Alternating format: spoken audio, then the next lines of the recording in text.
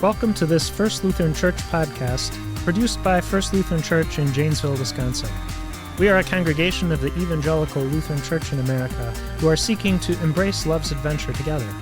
In this Canoeing the Mountains podcast series, Jen Watson, our deacon intern, talks with me, Pastor Michael Miller, about Todd Bolsinger's book, Canoeing the Mountains. These brief conversations will introduce key themes of the book in preparation for an in-depth study starting later in fall 2023. We're glad you've joined us, and I hope to continue the conversation with you.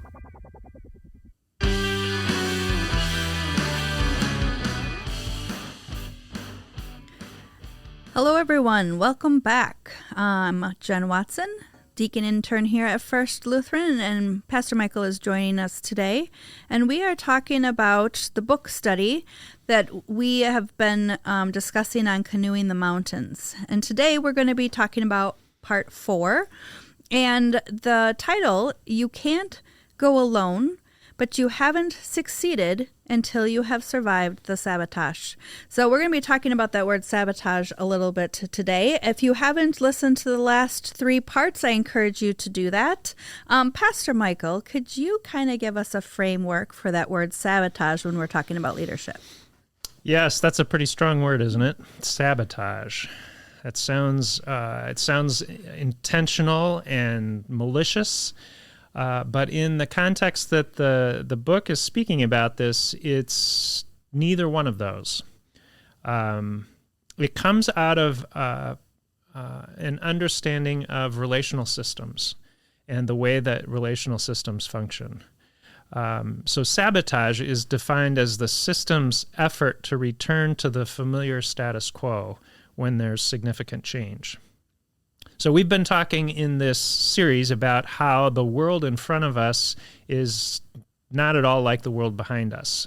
We're living in a world that's been changing and is continuing to change, and it's having an impact on churches. And so if we're going to lead into the future, we're leading into a future that we're not seeing clearly yet, and it requires experiment and change. It's not going to be what people have known in the past. And so if we go forward, if we live into that future, then we're going to be doing things differently, and the system has got to shift with that. And it's natural, it's an predictable, inevitable reality that the system is going to want to return to what's familiar, to return to equilibrium, to come back to the status quo. And so there's sabotage. Mm-hmm.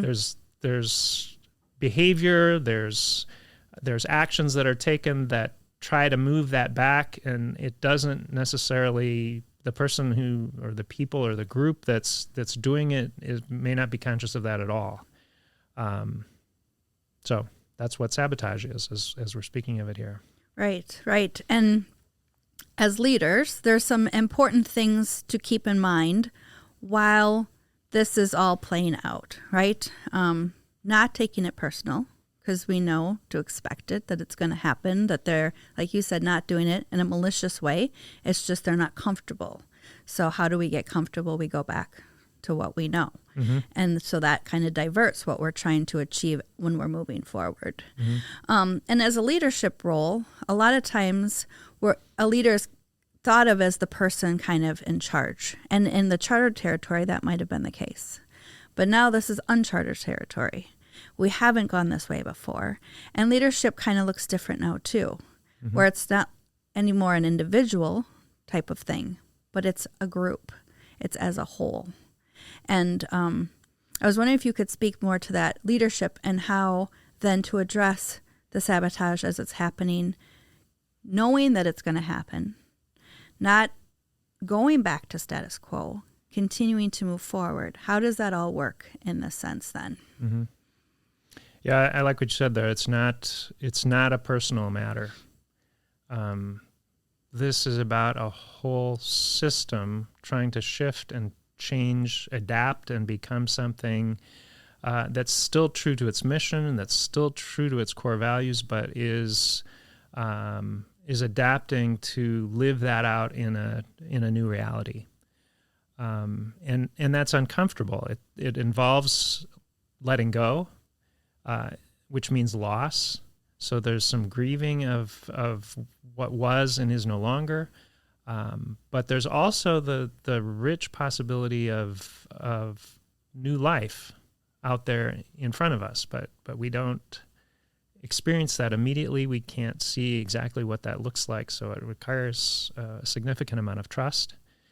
And in terms of leadership, that also means that, as we've talked in a previous session, the way that I was trained in seminary prepared me for a reality that's steadily becoming non-existent, at least as we've known it. So I can't just rely on my technical training, knowledge, and skills. It can't just be up to me because I don't have all the answers.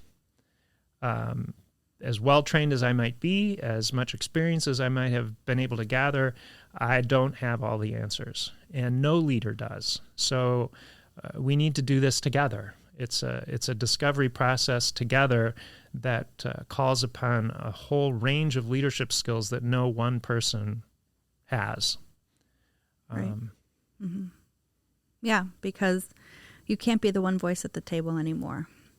And we talked a little bit earlier about how you need to listen to everybody in this group. You have to listen to the people who are doing the sabotage, the people that are not happy. I had talked before about being able to disappoint your congregation or the people that you are serving in a way that is slow enough for them to be able to absorb. Mm-hmm. And that doesn't mean they're still not going to be disappointed. People aren't always going to agree with what's being done. So if we can continue to hear what everybody has to say, those that are willing to move forward and those that are kind of stuck and uncomfortable and wanting to go back, we can hear some of those ideas about why people aren't wanting to move forward. What is it? What is the concern? Is it valid? Should we incorporate it as part of that new moving forward? Or do we just help them to understand why that doesn't work anymore? Not going backwards, but still listening mm-hmm. and being respectful and having a courageous conversation about it. Mm-hmm. Yeah, I think one of the things that this relational systems model names is that it's important to calmly stay the course as you're living into a future, because otherwise you can get jerked back and forth and pulled back to the status quo and never get unstuck. Mm-hmm. So you need to set a course, you need to calmly stay that course, but as you do that, it's critical that you stay in relationship with everybody in the community. And in the book, Todd Bolsinger takes some time to look at different constituent groups within the community that are important to pay close attention to. So there are those who are ready to move forward, who are eager to discover and to experiment and to be on the front end of things. There's a group of people who are feeling the loss the most. They're having to let go more than others. So, I might think in a congregation like First Lutheran, there are those who've been a part of this congregation for decades, and they remember what it was like 50 years ago. And so there's a lot of loss in seeing the changes that are taking place, and as we move into a new future, they're feeling that. Staying connected to those who are experiencing the loss is important. There are people who disagree with choices that are being made, and sometimes for good reason. Sometimes we're not seeing the whole picture. Like I said earlier, I don't, as the pastor, I don't have all of the skills, but I don't have the whole perspective. As a leadership team, maybe even there we don't have the full perspective. We need the whole community to be involved, and sometimes somebody sees something that the rest of us haven't recognized. And so being in relationship with everybody and really listening well and taking into account the whole range of perspectives is important, but staying the course, right? Not pulling back because it's becoming uncomfortable. Continuing to go forward, and bringing everybody with us, which happens when we stay in connection. Yeah, absolutely. That's the most important part, I think, is the relational aspect. I think when people feel that connection and they trust you, even if there's something they're uncomfortable with or not happy with, they're probably more willing to listen and to come along if they can trust you. Kind of like we talked about in a previous part too. People are going to be more likely to trust you in uncharted territory if they trust you in the current situation. Mm-hmm. So before we end today, is there any last thoughts or ideas that you maybe want to invite or encourage First Lutheran to consider as we move forward and hopefully kind of grab that last person that maybe not quite sure if they want to read this book in October, but you're going to tell them something super great? Well, this section brought to mind for me a proverb. If you want to go somewhere fast, go alone. If you want to go far, go together. It's slower going when we go together, but we can go further if we follow the advice of this particular section of the book, to calmly stay the course and to stay connected. So I think there's some really good insight in this, and recognizing that the reactions that various people in a community have as we try to move forward together are to be expected, and it doesn't need to be taken personally. That gets in the way if we start taking things personally. This is really about how we together as a community find our way into the future. So I think there's a lot of encouragement just in recognizing the challenge of going forward together.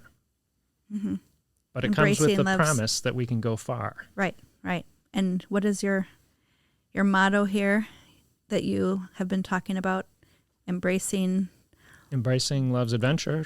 Together. Yeah, absolutely. That's wonderful. Well, thank you so much for talking about this part with us today. I look forward to hearing about our last part. Get us ready for that book study in October. All right. Thank you, Jen. This has been fun. Yeah, thank you.